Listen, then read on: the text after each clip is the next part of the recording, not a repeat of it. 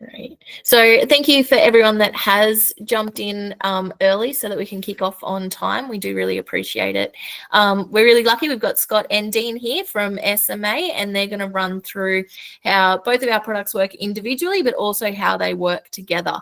So we're going to kick off with Scott today, who's our Managing Director of CATCH Power. And over to you, Scott. Good on you. Thanks, Aaron. And thanks, everyone, for joining in our webinar today.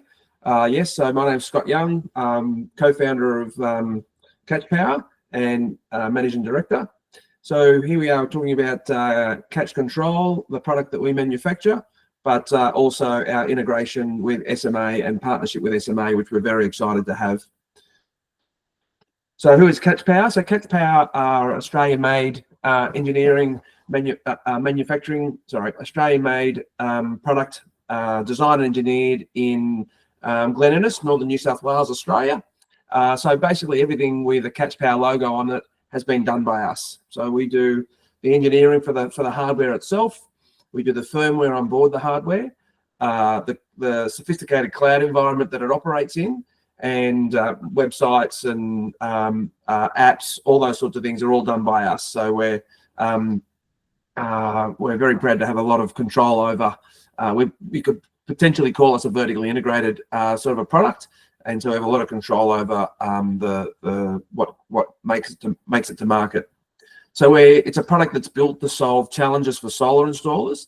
My business partner Jason De Jong, he's the engineering side of the business. He has an software engineering background, but he's also been a solar installer, and he was often faced with challenges when he stood at the meter box, and so he wanted to solve those challenges, and because he's an ideas man, it was the genesis of products like CATCH Control. So a lot of those things, a lot of the things that CATCH Control solves are things that solar installers are faced with every day. So the product is there to help gain compliance to the various DNSP or VPP requirements, flexibility of installation, and we'll talk about that, control of the site, and visibility. So the ease of installation, particularly with SMA, we connect in via Modbus TCP using Modbus TCP. So that's a wireless connection, wireless RS485, and we also connect in with the SpeedWire functionality there. So you get not just production data from the inverter, but also consumption data of the loads of the house, and also in the near future we'll have all the battery information such as state of charge, etc., etc. The compliance headaches that you might have with dynamic flexible exports, emergency backstop, it's going to be all around the country through next year. We solve all those challenges for the installer.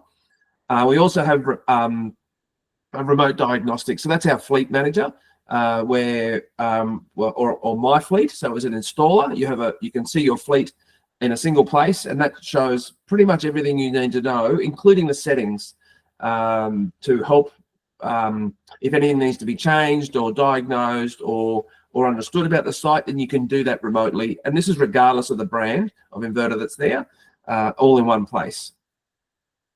And of course, we've got their control and orchestration of the site of the customer's loads. And we've used all the data that we've got there from Solar Analytics. And if you control the devices that we're able to control, you get up to $1,000 a year savings from just by putting CATCH Control in there. So as we know, batteries are on the rise. That's probably a redundant statement now. Batteries are here in a massive way, but the reality is they're not that smart. And so all we're doing is at the moment is we're designing systems that had lots of generation, lots of storage, but still no orchestration, still no control over what's happening at the site. We want to do more than just have this site offset your daytime loads. There is so much more that these resources can be doing. So it's not just a case of charging and discharging, randomly, or not randomly, but when the energy's there or what have you. You want to be able to schedule around who knows what. It could be a unique energy retailer that that your customer is part of. You could be part of Amber. It could be that you want to have some loads that you don't want to discharge the battery, such as EV charging, or your hot water. You don't want the hot water to be part of the energy mix of your out of your batteries. We can do those. That's the exclusion zone concept we've got. We can measure the we've got a number of CTs on our device and devices. You can put a number of devices on a site. If we measure it, then we can do something with it. We can make a decision around those loads, and that's where we can exclude things and schedule things and things like that. I mentioned Amber there, so they're the main wholesale market operator at the moment, but there are others, and there will be other either uniquely shaped electricity providers, energy providers, or VPP operators, and these are all things that are coming, and that your customer may want to be part of. And with Catch Control, they'll be ready for it. So we've got a DR on our 6 channel. We've got a DRM output. So the device is designed to not only so in Victoria there was a bit of a challenge around backstop there as to whether if you're putting in a system on a house that already has a system installed, are we controlling? Is that system designed to be controlling the whole site? At the time, the technology wasn't there, and so they decided that wasn't the case. But that's changed now. Catch Control does have the ability to shut down legacy systems. The starting point would be via DRM, using our 6 channel, but we could also use the AC output and a contactor just to shut down the inverter. So if that's what the signal requires, we can shut down that and start up that entire site. Remote export and load control. So we can, this is our cloud tethering technology. So this is where you can, this is if you've got a rural installation, a regional installation, and you've got solar on a shed, a meter box on a pole, and a house on another feeder. How do I export limit that inverter in the paddock based on an export point over on the pole near the street? That's a very challenging thing to do. You're often faced with trenching or running cables or what have you. Catch Control can do it with a control at the meter box and a control at the inverter. We can control an inverter based on the export at a remote point. Same thing with load control. We can turn loads on based on the export of a remote a point remote to that load connection. We can handle single phase, split phase, and 3-phase applications, whether it be through a single 2-channel device, maybe two channel devices, or our 6-channel device, which is for 3-phase inverters, but can also be used on single phase or split phase applications. So there's a great deal of versatility there with that, with Catch Control. So we talk about visibility, and this is different to monitoring. This is not just seeing the values of kilowatt hours, watt hours, voltage, power, what have you. This is what is happening to the site. And a good example of that is my site being curtailed by an instruction from the VPP or from the DNSP. Now, if your customer doesn't know that, and they see the system, not outputting as much as it should on a bright sunny day, guess who they'll call? They'll call the installer. So we fix that by putting in a little character named Derek, and he comes up and says that this system. If you look on this is in our app, the Monocle, and Derek will tell the homeowner that their system is being export limited because of whatever the case may be, a DNSP or a VPP instruction. So they know then that this is not something to do with the performance of their system. This is something to do with the operating environment of the network. So that prevents a call to the installer, and on they go. You want to know what's happening based on wholesale market prices? We show that. We show that all through the day. Maybe the batteries are discharging into a load that you're not wanting to be backed up by a battery. That'll be showing up, and you can see that, and you can be able to make a decision to change that.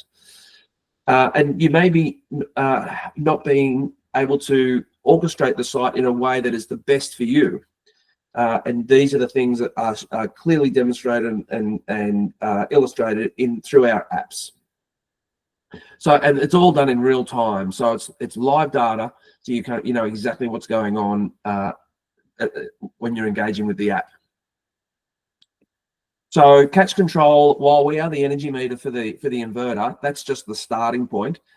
Being in that unique position, we're able to provide all the DNSP compliance, the VPP requirements, full control of the site, and visibility of what's going on for your customer and for you as the installer through MyFleet. So just keeping in mind that the CATCH Control will control all of the major CER behind the meter. So that's the inverter, its batteries, electric hot water, EVs, and potentially air conditioning as well. So they're the major loads and CER in a house. So we can control all of those things from this one device.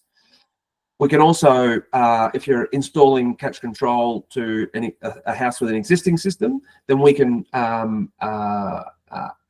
long as it's integrated with CATCH Power, and we're integrated with 85% of the grid-connected inverters on the market, then CATCH Control can manage both the new system and the existing system in one spot. You might need 2 CATCH Controls, but it can definitely be done. We can manage remote loads and subboards, split phase, single phase, 3-phase, no trenching, rewiring, all handled there. If the DNSP changes the way that they are issuing instructions or controlling the network, CATCH Control is set up to receive those signals as they are. We work very closely with all the DNSPs so that it's ready to make that adjustment. Nothing will have to be done by the installer or by the homeowner. Through our range of apps, we've got full visibility for the installer and for the homeowner, so they can make changes, see what's going on, understand their system, and make changes as they need to maximize the savings, maximize the way the system is operating for them. And of course, smart load control, as I mentioned, we can optimize the inverter, batteries, EVs, hot water, and the list goes on. So the advantage for the installer is you can quote with confidence. You can shape a quote that is shaped specifically for your customer, and know that that you're providing something that is not just going to solve problems or solutions for them now, but potentially as things change for that householder. So that could be that they change energy retailer. It could be that they add a battery, or they could add an EV to the home, or another EV. You know, these are all things that the CATCH Control is ready to handle and ready to control and ready to orchestrate as a single, as a complete picture of generation and storage and consumption. As I said, multiple brands. Basically, if you're designing a system, the answer with CATCH Power is yes. There are very few limits to what we can do, and it's far more versatile and flexible than a standard OEM offer.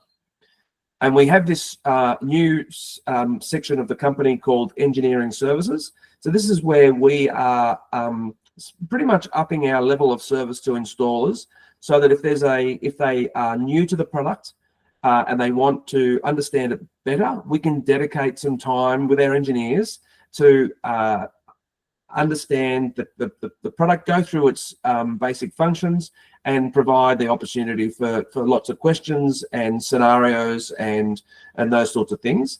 And then also, if there's a complicated site coming up that needs some assistance with design and setup and commissioning, we can offer, once we understand what that is, we can offer a step-by-step guide as to how that system should be commissioned, how it should be set up in the inverter, and also commissioned through our apps.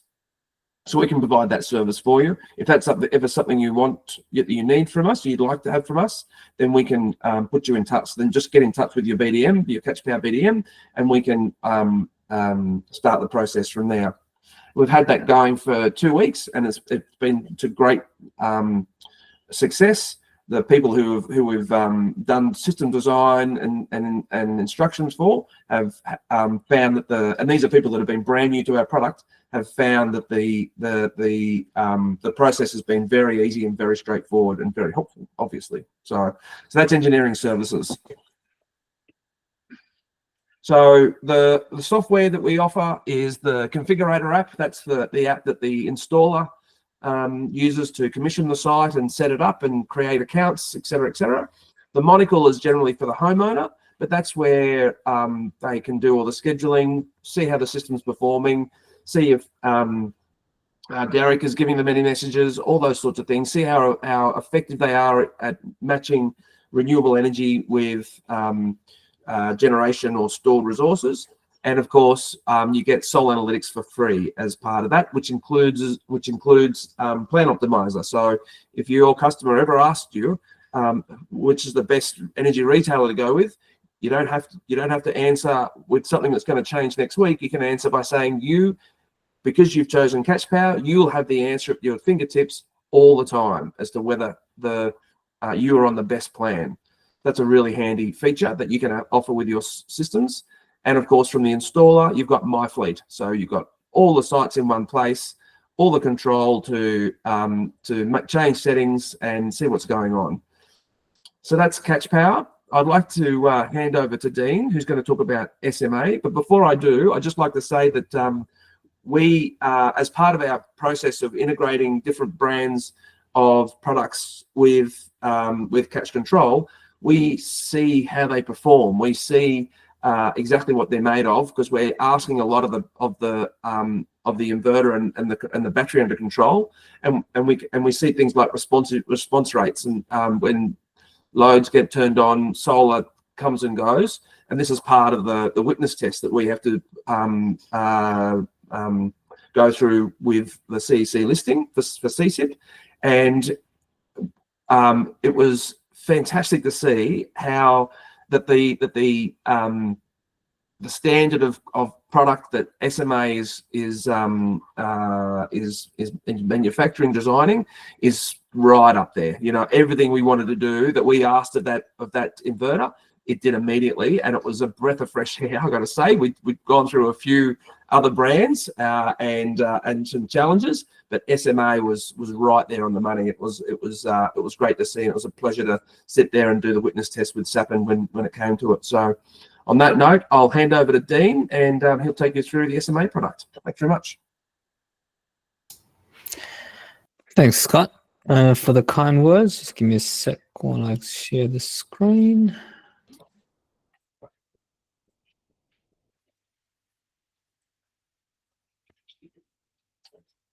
Should be working now, right? Yep. All right. Oops, sorry. Thanks, everyone, for joining, and it's a great presentation by Scott around the CATCH control. We've worked closely together for at least 2 years now, I think, on this topic. And yeah, we've progressed quite far and tried to make things as easy as is for customers. So we'll go through some of that in today's presentation. For us, we've got the new Sunny Boy Smart Energy. It's the long-awaited hybrid inverter from SMA. And we'll go through some of the overview and commissioning in today's presentation. So basic agenda will be a quick introduction, followed by how do you install the products, considering it's quite new and a bit different to the older inverters. And we'll follow up with our new 360 app commissioning, so no longer needing to take a laptop, or the web UI is a bit clunky, so this is something fresh. And then followed by some time for any questions at the end.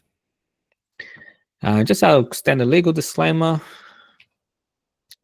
And starting off, here's the new product. So for the Australian market, we're currently only bringing the 5 and 6 into the market, since everyone wants bigger. We'll soon we're in the process of certifying a larger unit. So we won't go into too much detail, but it'll be the 8 and kind of 9.9 to keep in compliance with Queensland without the additional DRM needs. In terms of how the inverter is, it will have a 200% oversizing on the DC side, so you can connect up to 10 or 12 kilowatts respectively. It will have a 600 volt maximum input voltage, so don't exceed this, otherwise the inverter will get damaged and voids the warranty. a very low minimum input voltage of 60. So this is to maintain operation. The MPP is 60 to 480, and then the startup voltage is 66. So with the current panels, you probably just need 2 or 3, depending on which ones you have, to get the inverter started. And then the inverter has 3 inputs, so you can do kind of a north, east, west without doing any kind of parallel strings. Additionally, we have 15 amps per MPP, and that's the extractable limit, and we can connect up to 30 amps if you're using 2 MPPs, or 20 amps if you're using all 3, as we cannot exceed 60 amps currently. Our team in Germany is trying to investigate if we can go a bit higher to get around 22 when we can go to the 3 MPPs, but that's still a work in progress. In terms of the inputs, there's 3 MPPs with 1 input, and we don't recommend any paralleling to keep in compliance with any DC isolator requirements. I will not go over any of the battery topics just yet, but we'll follow up with some more battery information in the end. Okay, what do you get in the box? So in the box, you've obviously got your inverter, some mounting brackets, some accessories. So you're probably pretty familiar with cable glands, so I won't touch up on that. One of the key things that we've changed is how do you install or service the inverter. There is a 1/4-inch Allen key. So it's American because this product was first designed for the American market, so they kept with the imperial measurements. If you do ever lose this Allen key, you can just go to Bunnings. There's plenty of those Allen key sets for like $5 or $10. You can pick up one and open and close the lid without compromising the IP rating of the inverter. Next is we've moved away from the Sunclicks connectors, especially for this inverter, since the idea is to try and make it more aesthetically pleasing rather than having DC connectors on the underside of the inverter. So you open the lid and you use these connectors, which we'll demonstrate soon. So the overview of how the product looks. So once assembled, you've got the 2 plastic covers to make it look nice, with cutouts for the DC isolator on the left, and then a cutout for the type label on the right. One thing to make a note of is this new QR code. So you're probably familiar if you've installed SMA for the last, I think, 2 or 3 years. We've had the QR code on the front of the inverters. This helps out with the commissioning. However, with this new product, we do have the in-app commissioning. So it's a complete different commissioning experience. From scanning the QR code to finishing commissioning, if no firmware update is required, is probably about 5 minutes. If you need to do a firmware update, which can also be done via the app now, it is only about another extra 5 to 10 minutes for the system to update itself. So as your installers, we just go through some typical overview of our system. So considering batteries are all the rage right now, so this is probably the typical setup with a CATCH as the SMA energy meter replacement. That'll make you compliant with all the VPP requirements, and also the what was the other one? The CCIP Oz related topics. So for your Queensland, South Australia, Victoria, and I believe soon to be for WA, but we're still working on that with them. In terms of backup, you have 2 options. We have the secure power supply, which is basically a manual switchover, similar to like the Fronius PV point kind of thing. And then you have the one-phase backup box. So we don't call it a full backup or full home backup, but it's able to run 63 amps through the backup box. The inverter during backup can supply up to 7.3 kilowatts. So it's a little under 32 amps continuously, and around 11 kilowatts for 3 seconds. So you do have plenty of surge capability. Obviously, we're not trying to run pumps or things for a long time, but the idea is that it does have plenty of juice when it's in the off-grid or backup mode. So obviously, backup is optional and is sold separately as well. So for the CATCH control, I think Scott has done a good job and explained to everyone what it is, but just a quick overview for everyone. We're just promoting the single phase since we're using a single phase inverter. For anything less than 63 amps, takes up 2 DIN slots, just mounts on your DIN rail. We use Wi-Fi to communicate between the CATCH and the inverter. So the Wi-Fi of the CATCH is connected to the customer's home network, and the SMA inverter is either Ethernet or Wi-Fi back to the home network. And then through IP addresses, we then can detect the inverter. Yep, some of the pros. Obviously, Scott's gone through everything there. In terms of compatible batteries, we've got a range of batteries. So at the moment, we've got the SMA battery is now CC certified and is available at our distribution partners. So if you just call up any of your partners or one of our partners to get a quote, feel free to do so. The benefits of obviously using SMA is it's all in one kind of support for that. And the other thing is we are basically a plug and play. So as long as you make sure you don't cross over any DC cabling to create a reverse polarity, the comms cable is just a standard RJ45. So if you just keep it within about 10 meters of the inverter in terms of cable length, then there won't be any comms issues. We've also can go up to 5 modules. So each module is 3.28 kilowatt hours. 5 modules get you to about 16.4 usable. And we have a 10-year warranty. Next is our longtime partner of BYD. So they've got the HVM, which is compatible, and that goes up to 22 kilowatt hours with the 8 modules. There will need to be some special wiring, which I won't go into detail today. And you do also need to pre-commission the battery prior to it working or talking with the inverter.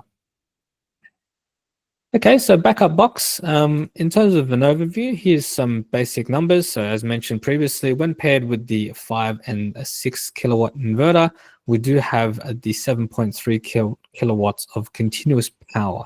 So that will allow you to run some larger loads where we know a lot of competitors may only have a 20 amp socket or backup circuit, or the inverter is limited to the AC rating during on-grid mode. So instead of being able to go over the power, we can only say 5 kilowatts, for example. Additionally, you can see for 30 seconds, we can do about 9 kilowatts, which is quite high. And the switching for this is automatic. So the inverter will detect there is a grid outage, and what happens internally, the contactor will open, and then once the inverter detects this, it will then start supplying power to backup. So it's not a UPS-like behavior. There will be a slight interruption, which will also be a good indication to the customer that, okay, we're now in backup. And what that does is they can turn off their heavy loads.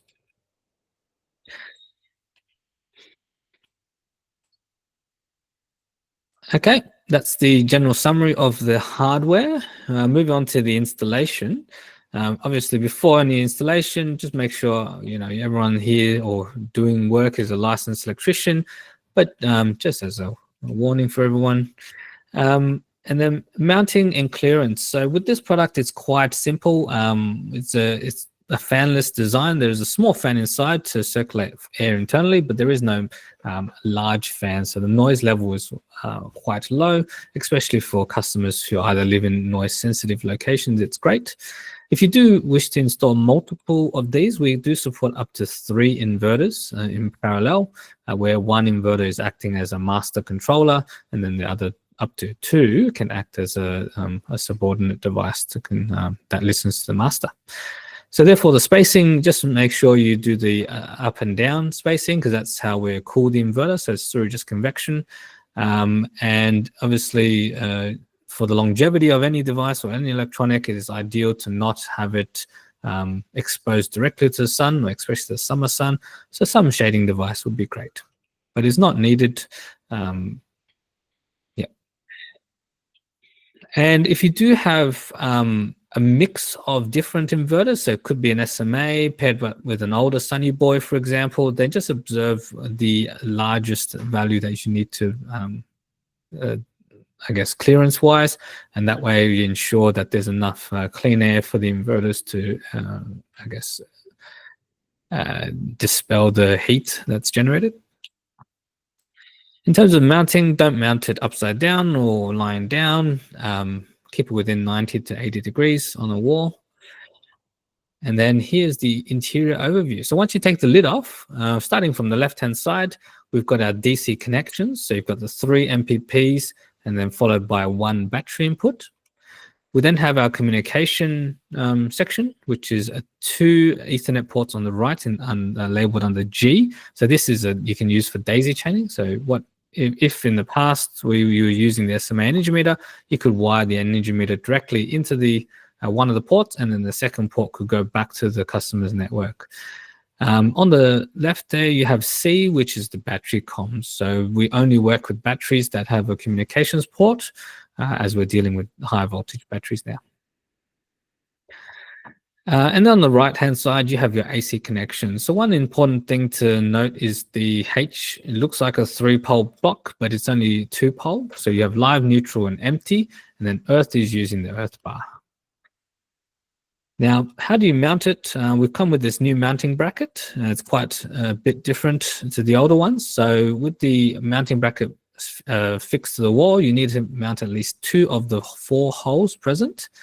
And then when you mount it, you slot it in with the inverter roughly around 45 degrees. That gets you into there's like a little notch. And then once you've got that notch seated, you can swing the inverter down so it's all in place, and then you click it in place. So I'm not sure if you can see my mouse, but you can see that from here, you then drop it into this, and then it all locks in place. And then if you wish to securely mount it, there are screw holes that allow you to fasten the inverter to the bracket. This prevents anyone from stealing the inverter as well. Okay, opening the lid. One thing is, as the devices do have a long journey from Germany, the internal pressure may be different to the external pressure. So what happens is the lid is hard to remove. So if you're first time removing it, there's these little, I guess, tape ports, which are basically AC and DC ports, which you most likely will be using. So all you do is just open one of that, and then the lid will come off nice and easy once you unscrew the Allen key. For the DC connection, install your cable glands as needed, so 1 or 2, depending on how many strings you're bringing into the inverter. And we've got these new Wago style clips. Basically, you strip your cables and then insert it into the plug, and the plug is touch safe, and then you plug it into the inverter. So with the DC isolator in the off position, it's safe to disconnect.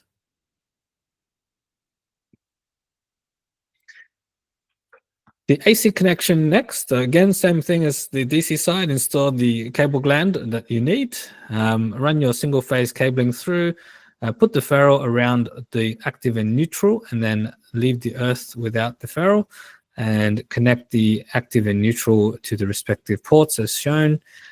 And the earth needs to be connected to the earth bar. Now, with a lot of SMA products recently, we do have an increase in our earth requirements. This is for fault level protection. So if there is a fault, the earth is able to take away that fault current without damaging the inverter, or with minimal damage to the inverter. So that way, we're trying to keep the inverter running for longer, and this will be beneficial for everyone. In terms of network connections, it's quite simple. Again, same thing. You remove this plastic cover that's over the network cable section, and you just install your cable gland. Most of the time, you'll just have 1 or 2, and maximum basically 3 Ethernet cables running to the inverter. So 1 for battery, and maybe 2, 1 from energy meter, and then the second one going back to the router or something like that.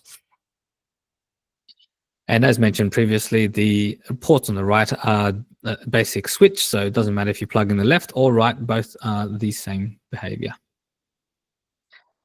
Now, the secure power supply is one of our backup options. So basically for this, it is a manual changeover when there is a grid outage. As long as there's sun or there's battery supply, we can power this socket up to 230 volts and 16 amps, which will get you to about 3.6 kVA. So it's not really designed to power your full home, but in the event that you didn't want to get full home backup, or you didn't want to get the one-phase backup box, then you can get this installed in wherever the inverter is installed, and you can run extension leads to your appliances such as a fridge. So at least it keeps your fridge cold without spoiling your food. which will probably be a very good thing.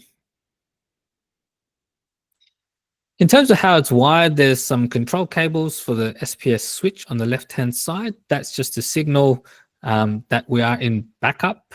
And then on the right, you need to connect the secure power supply AC connection. There's some also additional cable which you then need to run back to the main switchboard neutral to maintain AS3000.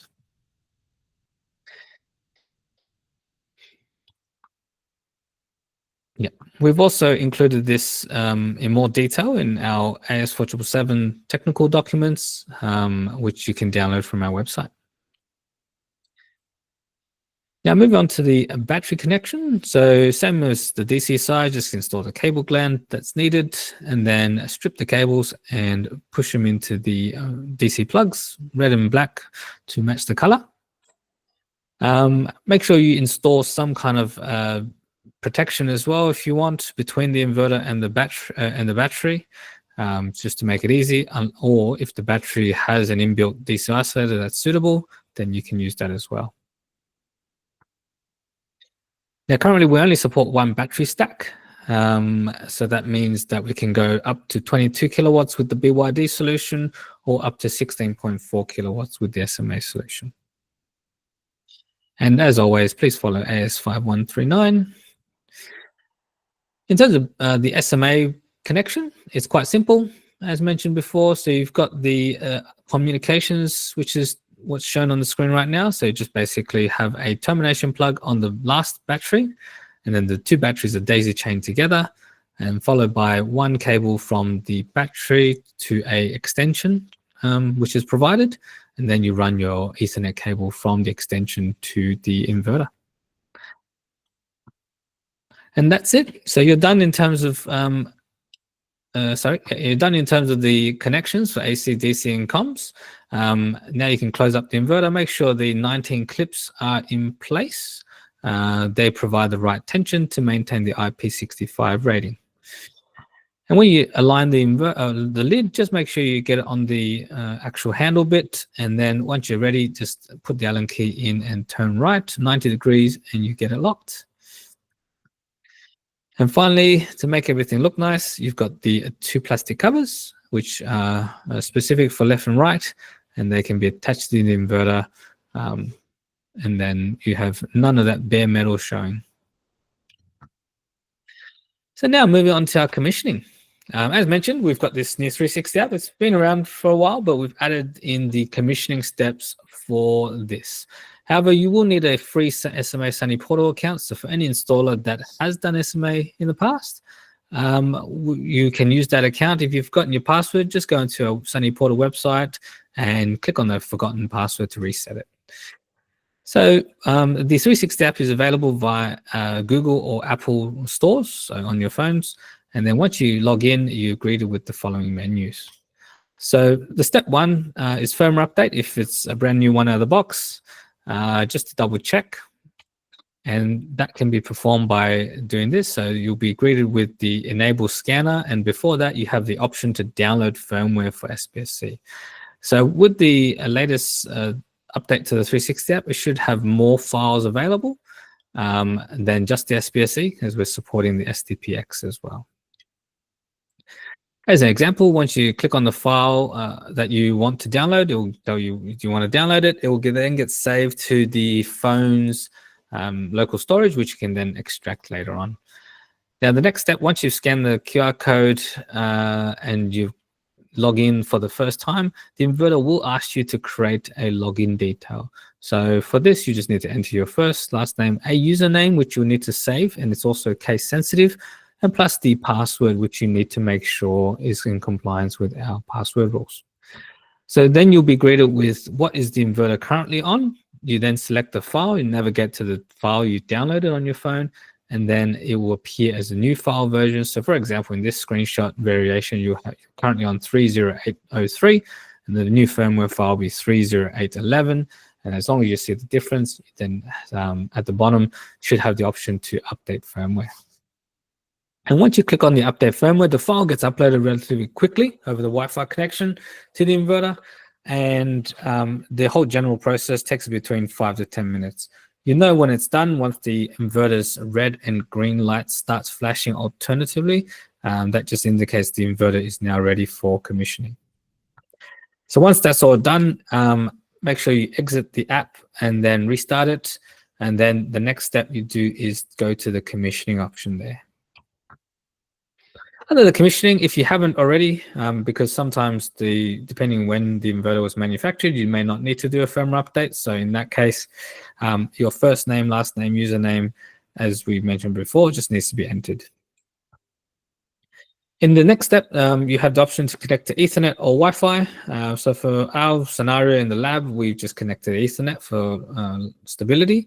But obviously, there's the option to connect to Wi-Fi. I haven't demonstrated here, but if you click on Wi-Fi, the inverter will scan the local area for available Wi-Fi networks, select the one that's the customer's, and enter in the password. It may take a minute for it to connect, and then it will either get you back to this screen where you then click on the next button, and then you'll be greeted on how do you want to set up the inverter. So for our demonstration purposes, we will be setting up as a system manager. So that means as a master device, as we have the new system manager function in these new inverters. And if you are still using a home manager or you're retrofitting a system, then the home manager can be used as a controller to add in additional functions such as force charging.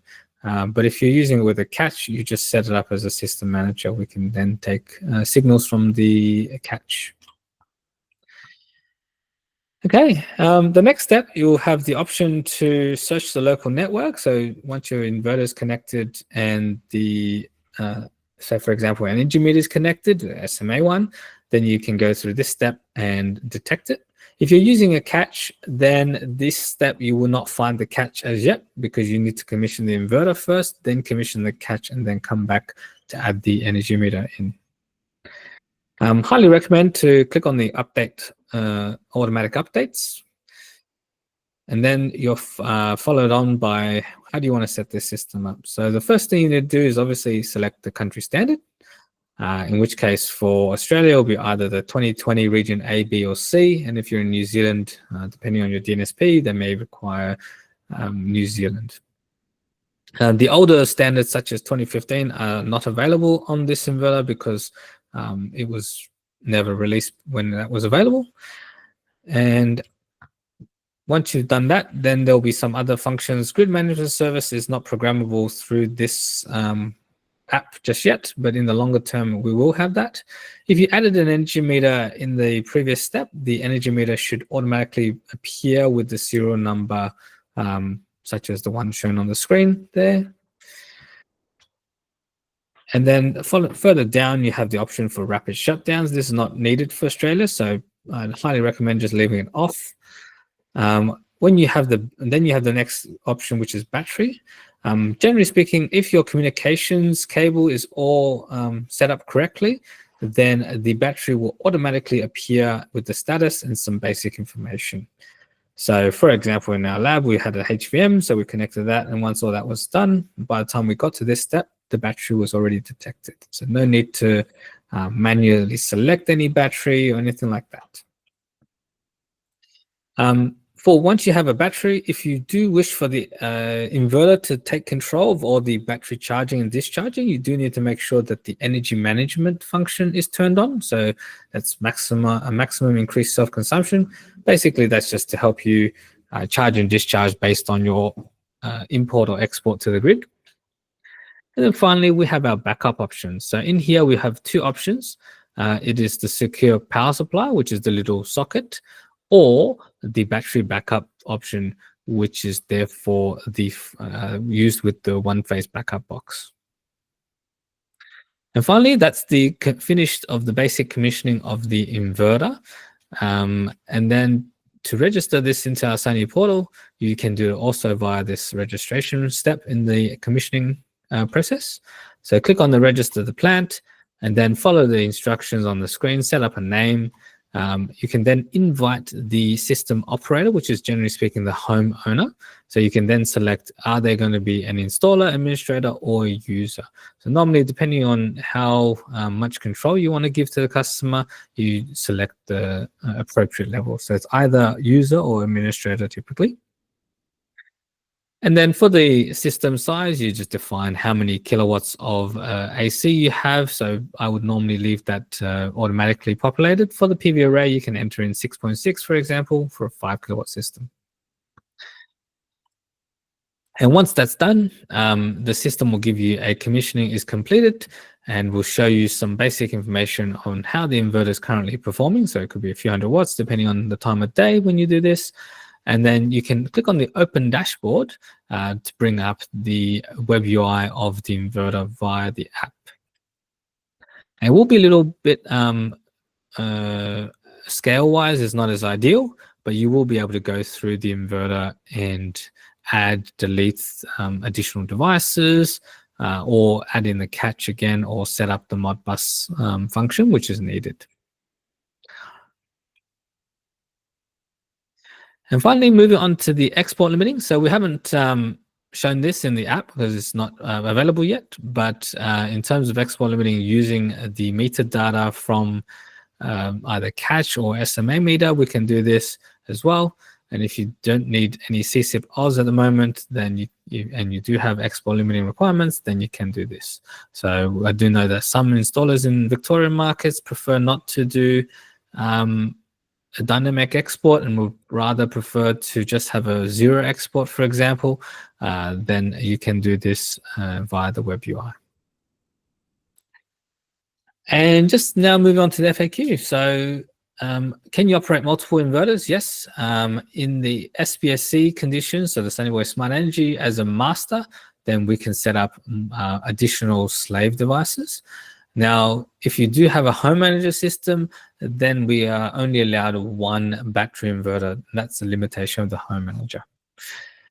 In terms of the backup power for the Sunnyboy Smart Energy, as we mentioned before, 7.3 continuous, instantaneous of 30 seconds for 9.2, and 11.4 for 100 milliseconds.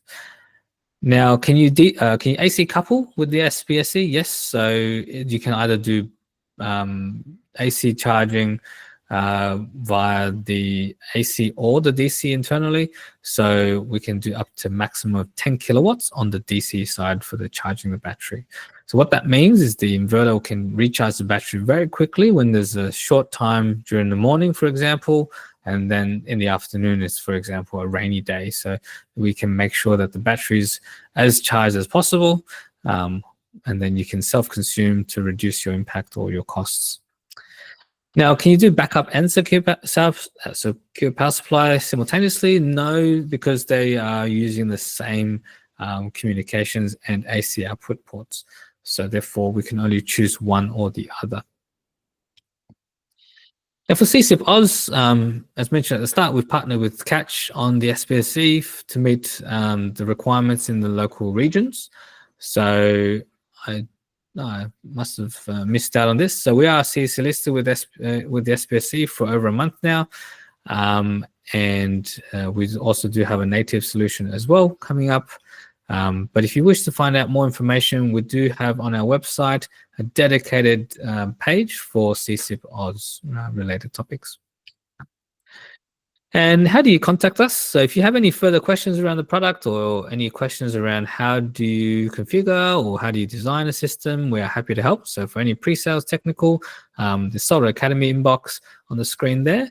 And then if you are on site or if you have any issues, warranty claims, etc., you can then reach out to our service team. They're available 8 to 6, Monday to Friday, depending on if it's daylight savings, but it's always Australian Eastern Standard Time or daylight time. And we've also brought out a chatbot, which does require you to log into our case management system. However, this may allow you to do a lot of self-help without needing to talk to us. Or it could mean that you raise a case, you do some self-testing, and by the time you're through to the agent, you've got all the information you need to either claim a warranty or proceed with further diagnosis. And that's it. Are there any questions from anyone?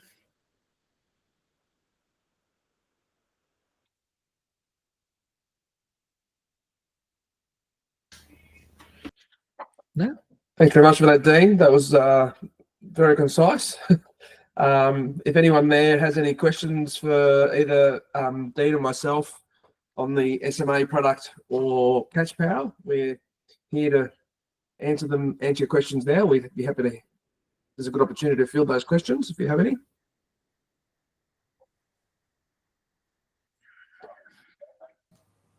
We must have said it all, Dean. Maybe, yeah. I've done enough. I think I've done enough times, right? So everyone's heard my speech multiple times, maybe. Okay. Yeah. Oh, Carl's raised a hand. Go for it, Carl. Yeah, it's one for you, Scott. Can you hear me all right? Yes, coming through.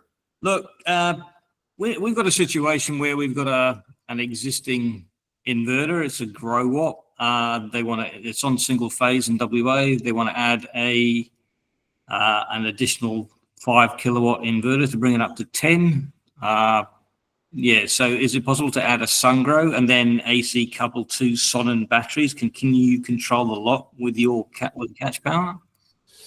So we can control everything that's integrated with Catch Power. So all those brands were right until you said Sonnen. So we're not so right. We haven't integrated with Sonnen, but we can definitely control and you'll need to have a gateway device to do this in WA under WA rules. As it stands, we're not quite integrated with Synergy, but we're very close. I would say next week we'll have something. So so we can do the grow watt, we can do the SMA, we just can't do the Sonnen. You can do SunGrow as well, yeah. Yeah. So you can't do Sonnen. So is the intention to do Sonnen or not? No, they're not on the radar at the moment. We have had some discussions with them. It's a very technically challenging product to work with. So yeah, not in the short term, no. All right. Okay, cool. All right, thank you. No worries. Thanks, Carl. Does someone else have a raised hand there? No? No, Max just asked about contacting engineering support. So just to confirm that for everyone else, just reach out to your BDM. So Thornton looks after New South Wales, ACT, Victoria, and Tasmania. I don't think I've missed any. I'm jumping in to help look after Queensland, and Scott will look after everyone else, including New Zealand as well. Does that sound pretty right, Scott? Yeah, WA, South Australia, and New Zealand is me. The other thing that we have that you just didn't touch on, Scott, that I think is really cool is one of the other things that we've just recently launched is our engineering services team will actually go over every install each day. So if they pick up on any abnormalities with a site, whether it's a CT issue or something that might not quite be configured correctly as well, they'll again alert the BDMs and then we'll reach out. So we look over every single site that's been installed with the Catch controls now, and just to make sure that it's a smooth sailing experience for everyone involved and homeowners aren't left, waiting 2 or 3 months to try and figure out something that's going on without, with it being a new system and not knowing how it should look and things like that too.